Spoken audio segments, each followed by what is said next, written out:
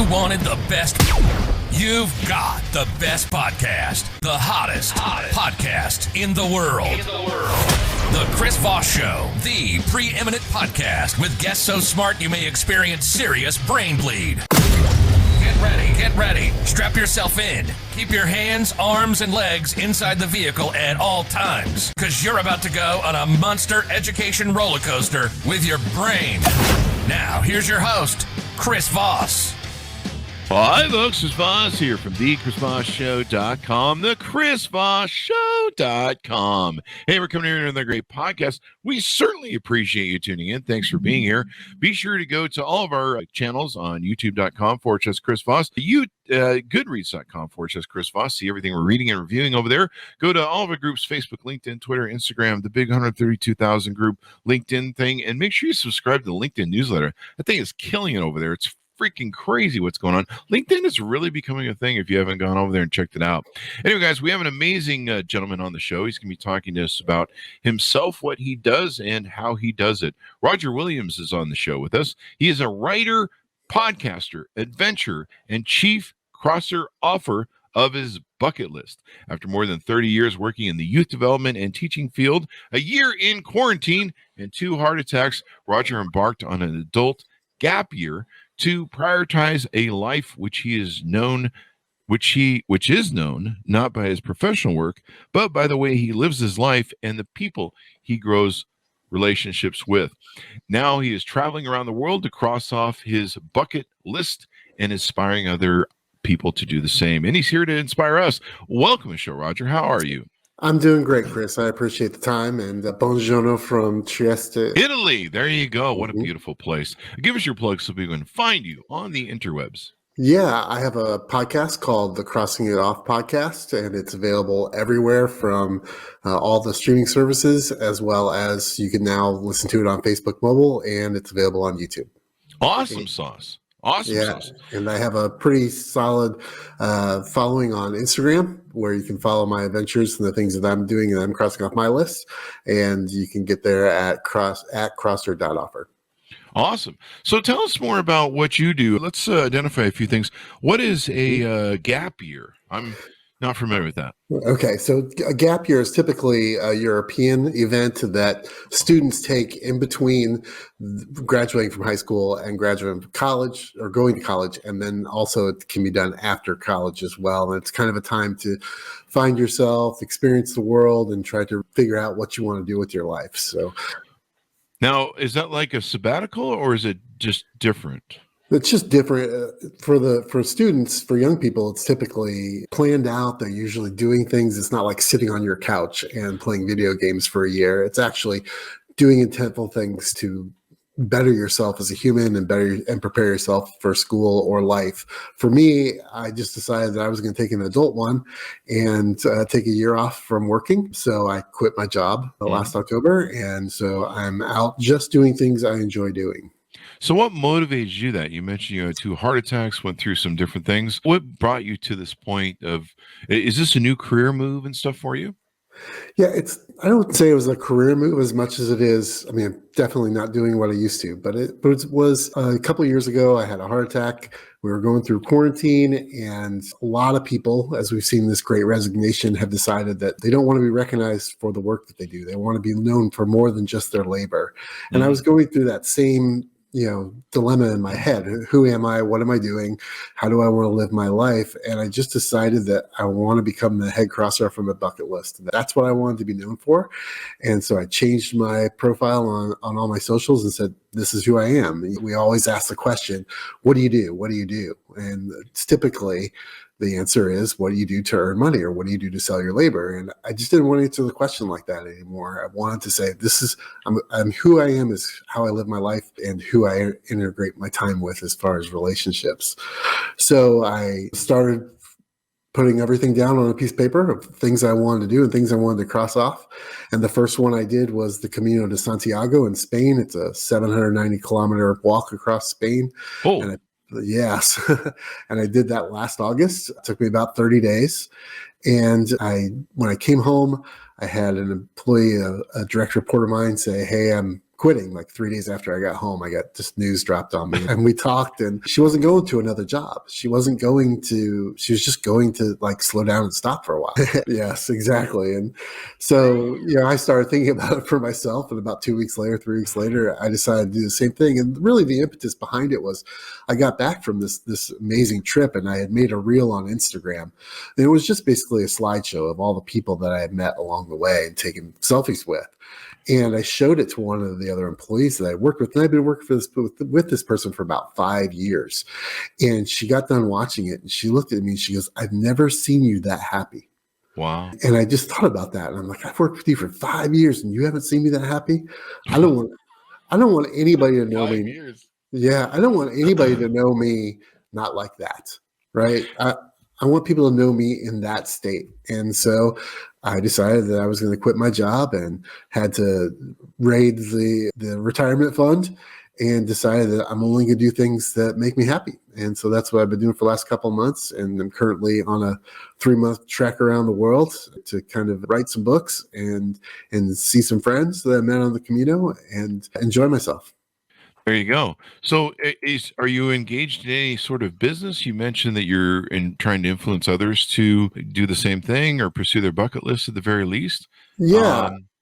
That's the essence of the podcast that I started. Okay. It really is just a chance for other people to share their stories of how they've crossed off items off of their bucket list. So it's very specific. Each episode is different.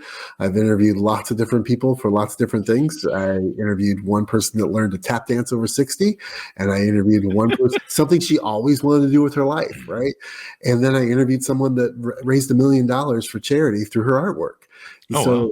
Yeah, so it's not just big things, it's small things. It's whatever. I don't judge the people that ask to be on the show. I don't judge their bucket list items because I don't want anybody to judge mine. And so, because like I just got knuckle tattoos, cross that off my list. I hadn't. Oh, wow. Yeah, something I always wanted to do, and it was a big step. I've had tattoos. I've been tattooing for about 25 years on my body, but I kept the knuckles clean, and so I crossed that off by putting some words across my knuckles. So it's whatever is exciting to you. And that's, for me, it's really what's actionable, right? Because a lot of people have dreams, and dreams are good starter points, but you have to be able to actuate those goals. And so one of my dreams has always been to say live from New York at Saturday Night Live on that show. That's never going to happen, right? Well, there's still time. Most likely that's never going to happen. But I also would like to be an extra on a Star Wars movie or a TV show. I could probably get that done, right? I can network with people and try to make that happen. But being a big enough star to say those words across that stage, it's probably not going to happen. So I try to make things actionable as possible, that I can actually cross them off and say that. What you could go to the NBC studios where they host that, and you could maybe bribe a page to let you go on stage in off hours and just hit the note. Yeah. And, you might try that. Hey, I want to do it I've always thought about doing it. I've loved the show. I started watching it when I was 7 years old. I've watched it almost every season, and it would be great to be in the skit on the show live saying those words. I just think that would be just outstanding. But it's just, something probably I can't make happen. I can make them. And then you could just make your own skits on Saturday Night Live where only every third one is funny. I'm just That's kidding. right. Yeah, like you, I grew up with SNL, so I can do that passion, because there were some years it was really bad. Yeah, I think that show, you just kind of have to take it for what it is. And it's definitely rooted in a context of time. Yeah. So I've never been one that's like, oh, it's so bad this year and it's so much better now. Or it used to be so good. You're right. It's hit or miss. And certainly the original ones where everyone was doing coke in the back were the best years. Right, That's exactly. my opinion. The first one. But we know. So how do you help people? You're part of this great thing. And even I, during the COVID lockdowns, and a lot of my friends, we were kind of what I called the little foxhole of where I had a whole mess of friends. A lot of them I developed through the app Clubhouse. And we were all sitting in line just talking about our lives and contemplating about stuff and reevaluating stuff, because I'm like, sure, when death is at your door, and you went through 2 heart attacks, so I'm sure there was a mortality moment for you. When death is at your door and things can happen anytime, you really start evaluating your life. You're like, do I want to be working and just fall over one day? And a lot of men die earlier now more than ever. I mean, men, it's a weird thing that we have now where men die 7 years earlier than women. Didn't used to be that way, actually. Right. We're working ourselves to death. And a lot of people are unhappy, miserable. And so I started looking at my life and tried to write a book for 10 years and finally sat down and said, write the damn book. Yep. And got that done. But really, I started looking, when I come out of this, what am I going to do? And I think a lot of people like yourself did that.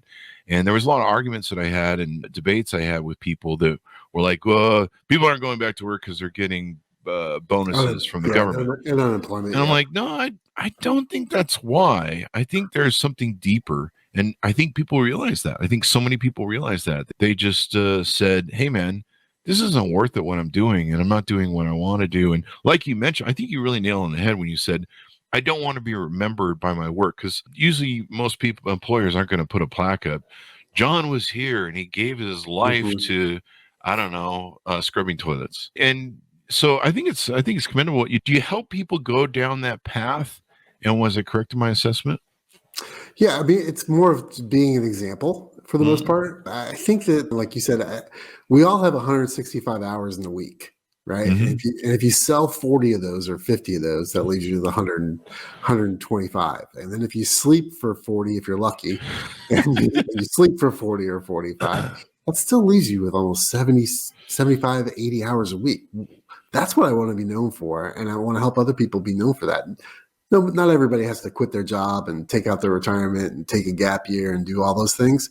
It's just, how are you prioritizing your life in such a way that you can look back and say, I did these things. I didn't just sit around and think about it or dream about it, but I actually did them. And that's what the show really tries to do. I try to give lots of varying options as far as guests go. And one of the great things is that at the end of the show, I tell folks, read the show notes, right? Because not only do we give the guests information so that they can get in contact with them or see some of their stuff, but we also have notes that should say, if you want to do this too, this is how you do it, right? If you want to raise money for charity, here's some of the things you can do. Here's some links you can go to. It's really trying to be a resource for people to begin to actuate them. I would love for people to listen to every single episode, but I would also love for someone to say, I want to get this person's autograph. How do I do that? And I have a guest that his passion and his goal was to get Arnold Schwarzenegger's autograph. Wow. And so you hear the story and listen to that. And then there's resources. How do you do that? Right. So it's really just trying to inspire and empower people through those stories to actually go out and do stuff. And then I try to do the same thing through my Instagram account, my Facebook account, and just say, here's what I'm doing. Right. And it's just a matter of taking that first step. It's like you said, your book, it's that writing is hard. It's not an easy thing to do. And you really need to set aside time to really do it. So when I decided I was going to take this gap year, I'm like, I have some books in my head and I need to get out. Whether they get published, whether I make $1 million, whether I become a New York Times bestseller, I want to get these books out of my head. And that's going to take me isolating myself at some degree away from everything else, right? I'm in this Airbnb in Trieste, Italy, and I can't watch TV. I don't know the language very well, although I'm sure after 2 months I'll know it a lot better. But it's hard to go out and make relationships with people and just get distracted. So it's really why I chose to leave the States and come and actually do these things, right? And put pen to paper or type keys and actually get them out. Anything happens with them, great. If not, I at least got them out of my head. So yeah, I got to tell you, I wrote my stories, some of my stories, and the fun ones, the good ones, I guess, the top ones, I suppose, is a way of saying it, and put them on my book. And I didn't realize that for 35 years, I've been wandering around retelling those stories and the reason I was retelling them to everyone is I was being a historical, what they call in Africa, in the old tribesmen, a griot. And what that is, it's a verbal historian. And back in the day, they assigned a person in the tribe, you are the historian of the tribe. And so he would have to keep all those in his head, and him telling those stories and repeating them. And why we tell stories as a humanity, why we have movies, why we have TV, why we have books. Stories are a way that we use to teach each other and help each other and entertain each other sometimes with the happenings in life or values in life or stories of life, or lessons that we can learn that are basically there. And so even old families used to sit around, and either a father or a patriarch would be the storyteller or whomever. I mean, they even had female, I forget what they're called, griots in Africa as well. It just depended on who they picked as a historian. So I didn't realize that I was repeating these stories, not so much to help other people, but to try and keep them from being lost in my memory, which some of them were. And when I wrote the book, I was like, oh shit, that happened and that happened. And oh my God, that I forgot about that. And they do start getting lost in the dust of your memory of time. And so it was so peaceful to finally get those stories onto paper and page. And when I got my book published, I was able to go, screw it, I don't have to remember that stuff anymore. And what's funny is now whenever the stories come up, I'm like, just go read the damn book. The stories in the book, it's much better. I remember it. Yeah, I feel the same exact way. I spent 2 weeks in Pamplona, Spain before I got here to Italy. One of the books I want to write is a memoir about my father and I's relationship, and then contrasting that and my relationship that I have with my son, all through the lens of professional wrestling, because we're all three fans in different generations, in different time frames, in the historical context of the wrestling industry. And so it was good to sit there and think about all those stories and think about those times I had with my dad and those times I had with my son. And if the only person that ever reads it is my son, so that he knows how important that was to me, that bond was created through that, that's good enough for me. I would love for other people to read it and go like, yeah, wow, yeah, I want to bond with my child too. You don't have to do it through professional wrestling. That's not the point of the book, but it's what bonds do you create and the importance behind that. So let me, because there's people in the audience, I'm sure, that are going to think, well, you know, why you're blowing your retirement thing. What's the mindset behind that in the trade-off and what you in deciding to do that? Because somebody's in the audience going, well, you're not going to retirement. What's the plan there? Well, you use it or you lose it. And especially right now, a lot of people are losing in the market. So I actually was able to get more money than I would have had. Now, yes, long term, I probably could have recouped that. But like I said in the beginning, when I decided to take this year, I said, I'm only going to do things I enjoy and things I like. And I like coming to Europe. I like being able to have the time to write a book. I like being able to visit my friends that I met at Camino. Those are all wonderful things. And yeah, I'm trying to grow the podcast and write these books. And if those things become successful, fantastic. If not, I go back to work. I go back to being a teacher, and we need a lot of right now. So I'm pretty secure that if I wanted a job next year, I could find one. So it's a decision of, do I hold on to it and just like you said, do I want to keel over when I'm working one day and just keel over and never having enjoyed that? We're kind of the first generation that's not going to really pass on our wealth to our children. And some of that has to do with us spending it, but some of it just has to do with the fact that there's not a lot out there. Yeah, I mean, and you probably get paid more for what's going on nowadays. I mean, certainly with everybody doing the Great Recession, resignation. There you go. No, I'm caught on that. With everybody doing that, I mean, it's crazy how many people need a job and everything else. One of the things about being an entrepreneur is you go search your passion and you go do your passion. And when you can find something you can make money on that you really love, that is your passion, that is your bucket list. For instance, I really love my podcast. I mean, we have some of the greatest people, researchers, historian, people on this show that are, anchors on news channels, great journalists, Pulitzer Prize winning people. We've had people on the show that have consulted with the last 6 administrations, worked at the White House. It's just extraordinary that people I have on my show, and I love it because there's such a richness. What the hell's going on? What is it, Thursday? A richness of people that are on my show that it's just so wonderful, and I get front seat with them.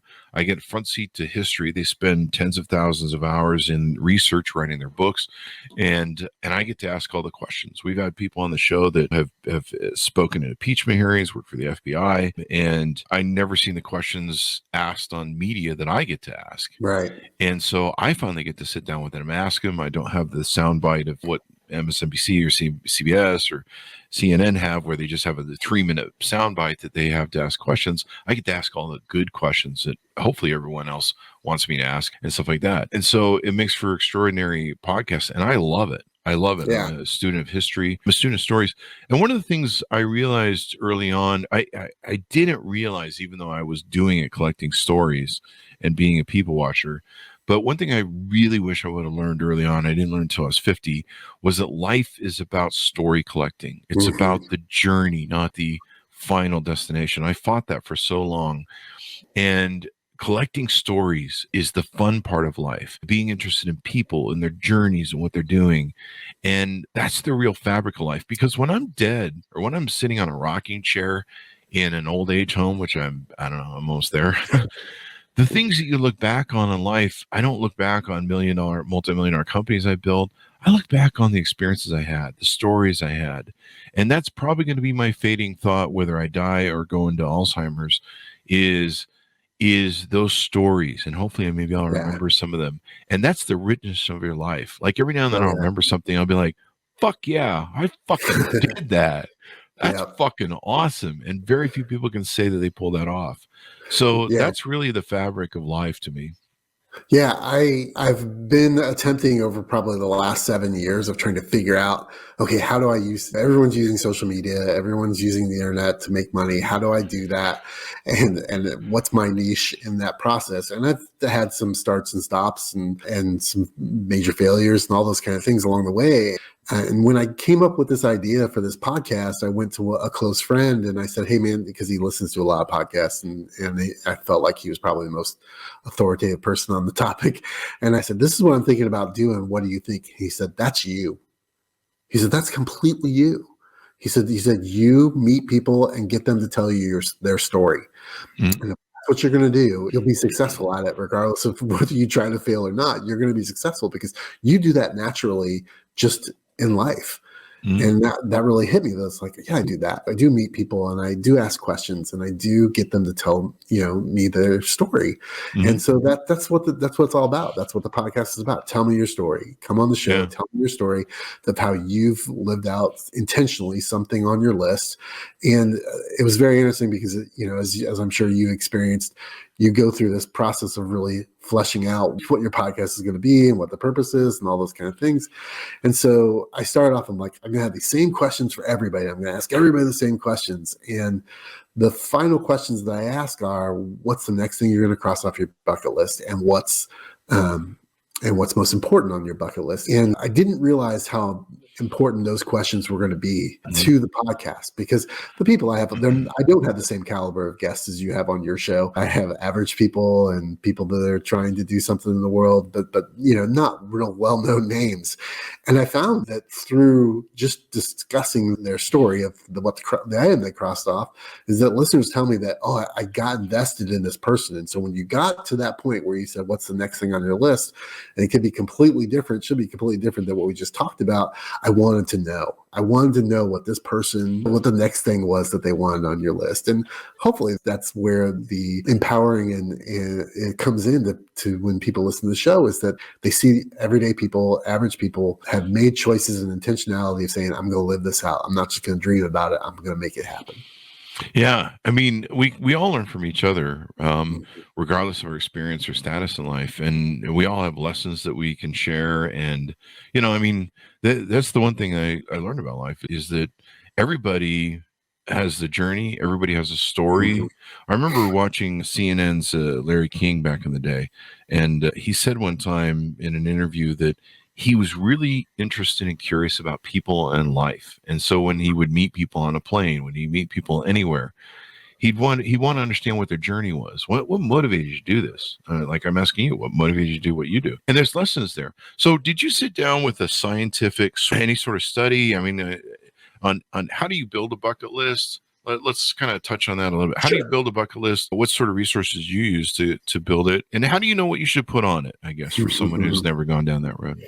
Yeah, I think it's a different experience for everybody. I actually have multiple bucket lists. I have a general one. I have a general one. I have place one where I want to go to places. I also have a concert list of bands that I want to see before I die. I mean, so I've got different lists, and that's okay. It's the kind of thing where everybody's list is different. If I was suggesting to someone, one of the key factors is, what are you already doing? What are you already enjoying? What do you already like? What for me, like I said, I'm a professional wrestling fan.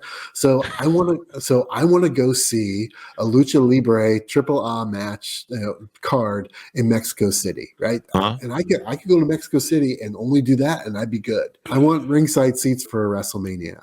I've been to a WrestleMania, which is WWE's biggest show of the year. I've been to a WrestleMania. I've seen every single one since number 3, either live or on TV, but I want to be ringside. I want to sit ringside and do that, right? That's because those are things. So I could create a bucket list just about wrestling if that's what I wanted to do. And I think that's where people need to start. So what am I already interested in? What do I already like? It could be cooking. Right? If somebody says, I'd like to be a better cook. Okay, great. Write down the top 10 recipes that you want to learn how to cook. I've interviewed someone that drove Route 66. They always wanted to go on Route 66. So they did that. A very popular one is crossing off all 50 states. I've got 48 down. I got 2 more to go, and I'm hopefully going to get those done this year. But really just saying, what is it that you're already interested in, that you already like? I think for me, because of all that trauma that I went through, I actually sat down and forced myself to write it out. So that's one of the things that you have to do. You're never gonna, if it's in your head, you're never gonna get it out.